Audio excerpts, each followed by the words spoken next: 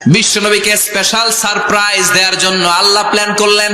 জিব্রাইল ডেকে বললেন, ও জিব্রাইল, আমার পেয়ারা নবীকে স্পেশাল সারপ্রাইজ দিব, কিন্তু এই সারপ্রাইজের গিফটটা তোমার হাত দিয়ে আমি দিতে চাই না।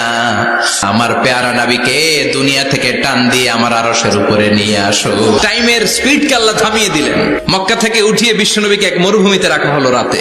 বললেন দোয়া করেন। দোয়া করে বিশ্বনবী বললেন, ভাই জিব্রাইল, এটা কোন জায়গা, কোথায় দোয়া করবো? সাইয়েদনা জিব্রাইল বলেন, নবী, কিছুদিন পরে এই জায়গায় আপনি হিজরত করে আসবেন। এই জায়গার নাম ইয়াসরিব, মদিনা। আবার সেখান থেকে তুলে এক পাহাড়ে রাখা হলো। নবী দোয়া করেন। দোয়া করে নবী বললেন, এটা কোন পাহাড়? অন্ধকার, আমি তো কিছু চিনি না। সাইয়েদনা জিব্রাইল বললেন, নবী, এটা সাধারণ পাহাড় নয়, এই পাহাড়ের কথা আল্লাহ কোরআনে বলেছেন, এই পাহাড়ের কসম আল্লাহ কোরআনে খেয়েছেন। এই পাহাড়টা হলো আপনার ভাই মুসার পাহাড়, তুর পাহাড়।